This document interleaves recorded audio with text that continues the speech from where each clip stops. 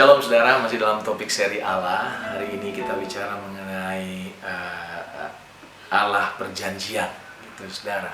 Allah yang memegang janjinya. Gitu. Saya bacakan firman Tuhan di kitab Ulangan 7 ayat 9 berkata seperti ini. Sebab itu haruslah kau ketahui bahwa Tuhan Allahmu dialah Allah, Allah yang setia, yang memegang perjanjian dan kasih setianya terhadap orang yang kasih kepadanya dan berpegang pada perintahnya sampai kepada beribu-ribu keturunan. Haleluya.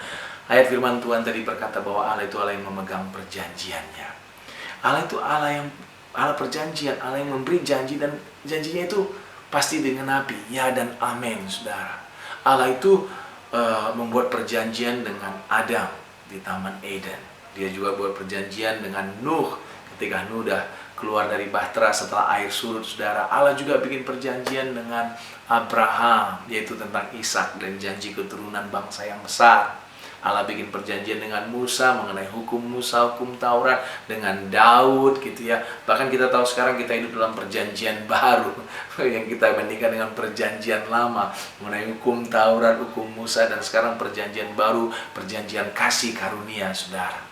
Allah itu Allah yang berjanji dan dia memegang perjanjian itu. Kenapa kita perlu tahu bahwa Allah itu Allah perjanjian? Oleh itu kita bisa percaya bahwa apapun yang dikatakan firman Tuhan pasti terjadi. Jadi kita bisa percayakan janji Tuhan yang ada dalam firman Tuhan, karena Allah pasti akan menggenapinya. Bahkan kitab Yesaya 55 berkata bahwa Allah berfirman, firman-Nya itu tidak kembali kepada Allah dengan sia-sia. Dia akan melakukan apapun yang Tuhan inginkan, apapun yang Tuhan firmankan. Dan karena kita tahu bahwa Allah itu Allah perjanjian, kita bisa yakin akan hal-hal yang Tuhan janjikan. Seperti kita tahu di perjanjian baru adalah perjanjian kasih karunia. Alkitab bilang bahwa manusia semua telah berbuat dosa dan telah kehilangan kemuliaan Allah. Dan upah dosa adalah maut. Seharusnya semua manusia itu mati, saudara.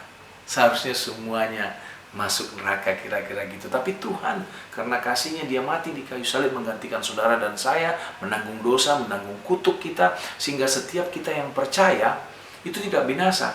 Kita ketika habis masa kita di bumi ini, kita akan masuk surga, saudara. Selama-lamanya. Dalam topik sebelumnya mengenai Allah yang kekal, kita bicara bahwa ada surga dan neraka.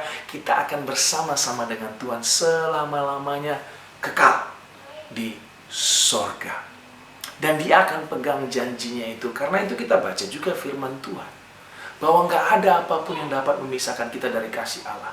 Apakah itu hidup atau mati, atau malaikat, atau kuasa kegelapan, atau kuasa apapun, atau apapun yang sekarang, atau masa depan, apapun yang telah diciptakan dalam bumi, tidak ada yang bisa memisahkan kita dari kasih Allah. Itulah janji Tuhan.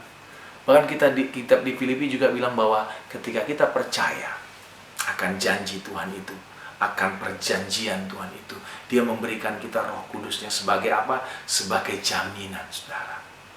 Materai, dimateraikan dengan Roh Kudus sebagai jaminan akan nanti kesempurnaan berkat yang Tuhan telah siapkan bagi kita.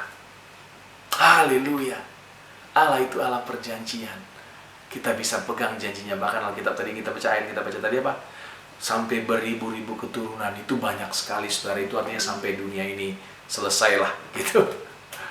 Beribu-ribu keturunan. Dia janjinya akan dia genapi.